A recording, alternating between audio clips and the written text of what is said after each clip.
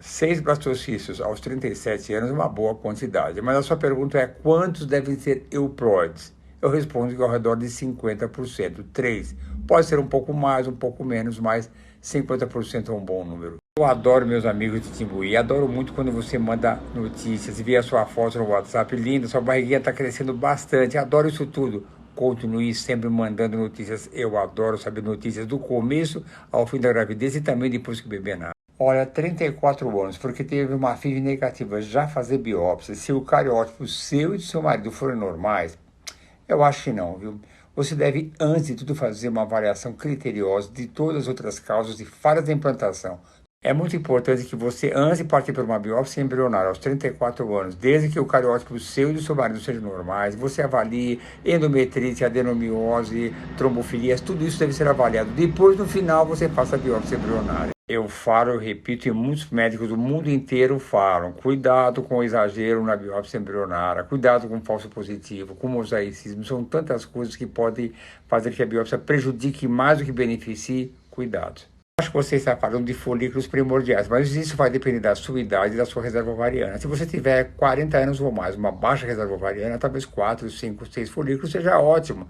Mas se você tiver 32 anos e tiver uma ótima reserva ovariana, é necessário. Então, se você tiver 32 anos, um antimileriano de 2,5, 3, tem que ter pelo menos uns 10, 12, 15 folículos primordiais. Aí você pode começar a estimulação. Tudo depende da idade e da sua reserva ovariana. Como eu digo sempre, quem agradece sou eu pelo privilégio de ajudar todos os casais que desejam ter filhos e não conseguem naturalmente. Casais, homens, mulheres, quem não consegue engravidar naturalmente, eu adoro ajudar. Estou aqui para isso. Sim, claro que eu conheço. E você vai conseguir também, viu? Eu tenho certeza que o seu momento vai chegar. Eu sei da sua luta, o quanto você faz. Tenho certeza absoluta que você vai conseguir. Embrião 3PN, não. Ele já normalmente é excluído do meio de cultura porque não vai dar um embrião euploide. Então, não pense nisso. Deve ser excluído. Muito boa a sua pergunta. Gostei demais. O autismo é interessante. Pouco se sabe quais são as reais causas do autismo. Pouco se sabe. Não se tem certeza de nada. O que se sabe é que ele é frequente 5 vezes mais no sexo masculino. E hoje em dia, pela resolução do Conselho Federal de Medicina, não é possível saber o sexo do bebê quando se realiza a biópsia embrionária. Você sabe se o embrião é euploide ou aneuploide, mas não é permitido saber o sexo. E nesse caso, seria possível? É uma pergunta. Vou explicar também que a minha função é fazer o tratamento da seguinte forma. Eu estimulo o ovário, aspiro os óvulos, mando para o embriologista que fertiliza, ele faz a biópsia embrionária e manda as células para a clínica de genética. E aí saberemos. O útero de Delfo é uma malformação uterina e pode dificultar um pouquinho a implantação embrionária porque formam-se 2 cavidades uterinas pequenininhas, uma do lado da outra. Mas é muito mais importante essa malformação na própria gravidez e por isso, nesses casos, eu indico a cerclagem. Só isso. Nada a ver, não tem nenhuma relação varicocele endometrioma, não tem nenhuma relação com o embrião aneuploide. Zero de relação um com o outro. O importante é que vocês tenham feito o cariótipo. Isso pode acontecer, não significa que vocês tenham algum problema genético, desde que vocês tenham feito o cariótipo, tanto você como seu marido também. Mas, de modo geral, isso pode acontecer principalmente em mulheres com idade mais avançada. Então, nessa causa específica sua, estou junto com você e quero te ajudar. Eu não sou a favor de escolher o sexo porque eu quero homem, porque eu quero mulher, e não gosto disso não. Mas no seu caso, eu acho que é uma boa opção e eu quero te ajudar. Eu particularmente defendo a sua causa especial, porque eu acho injusto uma família que tem uma criança com autismo ter um risco de ter mais uma criança com autismo. Se nós podemos identificar o sexo e diminuir essa possibilidade, é mais do que justo. Se nós conseguirmos essas cartinhas, talvez a clínica de genética libere o sexo dos embriões. E aí nós transferimos somente os bebês do sexo feminino, que tem uma chance muito menor de ter uma criança com autismo. Então eu gostaria de ajudá-lo, mas para isso seria importante que nós tenhamos uma cartinha do neuropediatra, do pediatra, recomendando a identificação do sexo do bebê. Aí nós encaminhamos para a clínica de genética para eles liberarem o sexo. Eles também não podem. A clínica de genética manda o resultado se o embrião é euploide ou aneuploide, e aí nós escolhemos qual vai ser o embrião que será transferido para o útero sem sabermos qual é o sexo. Mas nesse caso de autismo, será que não seria possível? De um modo geral, eu sempre prefiro transferir um único embrião.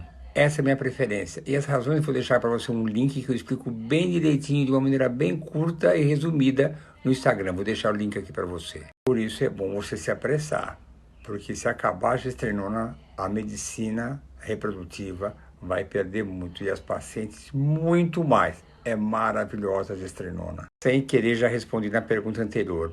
Gestrinona é maravilhoso, mas melhora muito. Tem casos que são considerados impossíveis. Eu trato com gestrinona e resolvo em 3 ou 4 meses. Mas estão querendo acabar com ela e acham que vão conseguir. Eu acho a gestrinona fantástica, principalmente para casos de adenomiose. Endometriose também, mas muito mais para adenomiose. Mas estão querendo acabar com ela e acham que vão conseguir. Vai ser uma lástima para a saúde das pacientes, porque ela é maravilhosa para quem tem adenomiose. Adoro gestrinona, principalmente para casos de adenomiose, mas se apresse, porque a gestrinona estão querendo acabar com ela. É bem capaz que consigo. Vai ser uma pena para a saúde de pacientes que precisam desse tratamento para endometriose e adenomiose. Eu não entendi essa pergunta não, tá meio desencontrada. Acho que você deve escrever outra vez e aí eu explico, porque o que está escrito aqui eu não entendi absolutamente nada, nada, nada. Olha, eu não tenho a mínima ideia qual é o custo do tratamento. Eu sempre trabalho querendo fazer o melhor para que as pacientes fiquem grávidas. Mas se você quer saber, liga lá para o IPGO. E aí eles vão falar direitinho como é o cada passo do tratamento de fertilização in vitro. Difícil sim, impossível não. Eu sei que você tem 41 anos, a chance seria maior com o óvulo doado, mas será que tem necessidade? Eu acho que não. Eu acho que você deve continuar tentando. Se Deus quiser, você vai conseguir o seu embrião euploide. De modo geral, se a concentração dos espermatozoides está ótima, a morfologia, a motilidade e também a fragmentação do DNA do sêmen está tudo perfeito, pode engravidar naturalmente do ponto de vista masculino. Se houver algum problema feminino, faz fertilização, mas não é necessário nenhuma cirurgia. Lembre-se bem, na vida, muitas vezes nós não temos a melhor opção. Então, a gente fica com a segunda melhor opção, entendeu? A vida é assim. Vou mostrar como é muito mais indicado, com uma chance muito maior de sucesso com óvulos doados. Ninguém quer ficar grávida com óvulos doados, mas às vezes não tem outro jeito e é uma ótima solução para casos como o seu. É maravilhoso isso, viu? Eu sempre trato a paciente de acordo com as suas necessidades, mas eu tenho que ter juízo. Eu posso fazer um ciclo de simulação com seus próprios óvulos, mas eu vou deixar muito claro qual é a sua real chance de sucesso e mostrar como é bem melhor fazer com. Posso até fazer, mas vou deixar muito claro que a sua chance com um ciclo irregular aos 47 anos, o seu antimileriano deve ser 0,01. A chance é praticamente impossível. Sempre existe uma esperança, mas é bem difícil. E esse é o espírito do ciclo natural. Não é para todo mundo, mas eu gosto muito, viu? Ele é mais sujeito a cancelamentos, mas ele é muito bom e tem altas taxas de gravidez com o ciclo natural. De um modo geral, eu adoro transferir os embriões em ciclo natural, porque eu aproveito a força da natureza, a força do estradiol, do próprio folículo que a paciente produz, e a força do corpo lúteo, a própria progesterona que o corpo lúteo produz.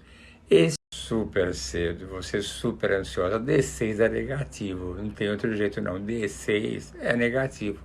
Nossa, que ansiedade, é duro controlar, né? Você é normal, ninguém aguenta esperar o D9 e D10. É compreensível. Eu acho que você deve ter receio sim, porque eu sou preocupado. Normalmente com 6 semanas a gente vê sim o embriãozinho, vê o saco gestacional e vê o embrião. Tem as exceções, mas eu ficaria preocupado e vou aguardar ansiosamente com você o próximo ultrassom. Vamos ter fé. O TSH pode aumentar assim durante o preparo endometrial. Se ele subir, deve ser cancelada a transferência embrionária e eu cancelo nesses casos. Por isso é muito importante que se faça uma avaliação durante esse preparo e pode subir em decorrência dos hormônios do preparo do endométrio. Essa não é recomendável. Tem uma tabelinha no e-book que eu escrevi sobre biópsia embrionária, PGTA, que eu mostro o mosaicismo de alto risco, médio risco e pouco risco. E o 14 é de alto risco, por isso não é recomendável. Sempre a ansiedade é muito grande no dia de chegar para fazer a transferência embrionária, é muito maior até chegar o dia do beta-HCG, é muito maior ainda no dia do primeiro ultrassom e será para sempre, para o resto da sua vida, só ansiedade pelos próximos 80. Claro que pode ser mais difícil, não é um embrião top maravilhoso, ele pode implantar e dar um bebê lindo maravilhoso, mas a chance é menor do que um 5A. Tenha fé, acredite, tudo vai dar certo. Portanto, doenças hereditárias genéticas não é feito de rotina, mesmo porque teria que saber qual é a doença. São mais de 500, 600 genes estudados. Não dá para fazer para todo mundo na rotina, só em casos especiais mesmo.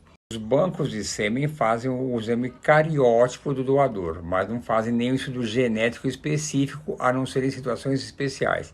De um modo geral, vem com estudo cromossômico como o cariótipo, é feito para você também, mas estudo genético. Mas é claro que nós no PJ estamos acostumados com isso e sempre oferecemos doadoras que são muito parecidas com a receptora, muito semelhantes.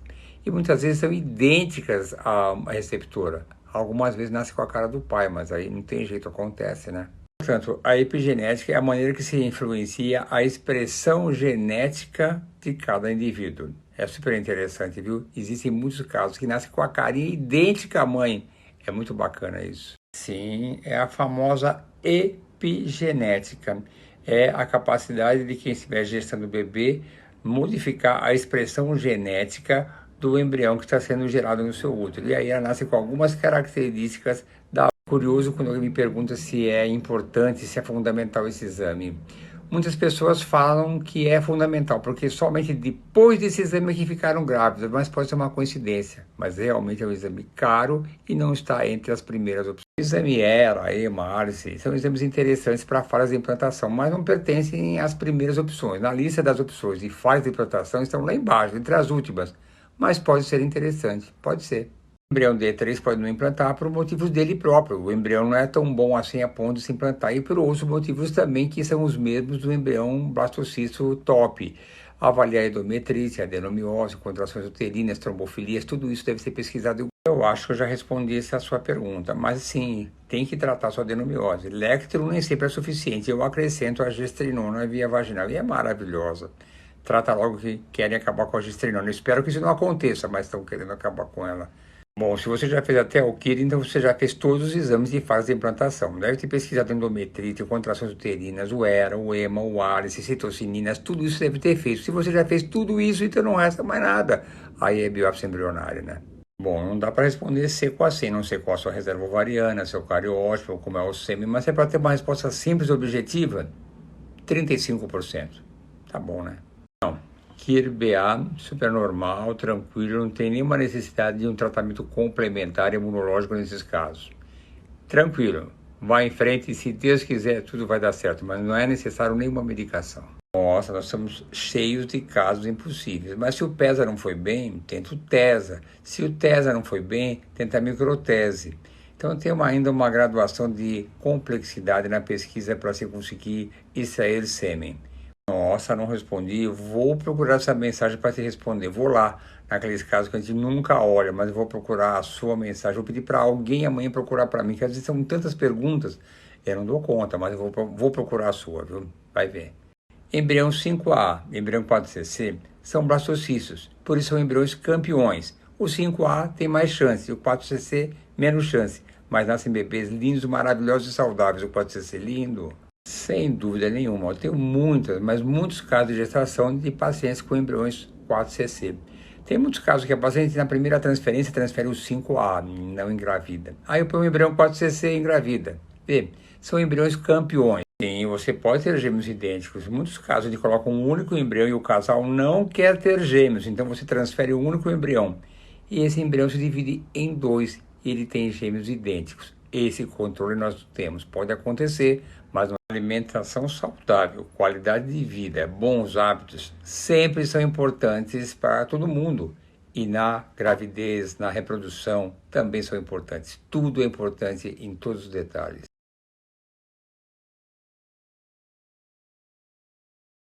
Para deixar bem claro, às vezes eu não sei de qual é a categoria da medicação, mas eu faço simplesmente, vou no Google e vejo na bula se é categoria B ou C. Quem diz isso é a própria bula do laboratório. A gente não sabe de cor, tá? Por isso que eu não sei se é B ou C. Aí é necessário ver se a sertralina é categoria B ou C. Eu acho que é categoria C.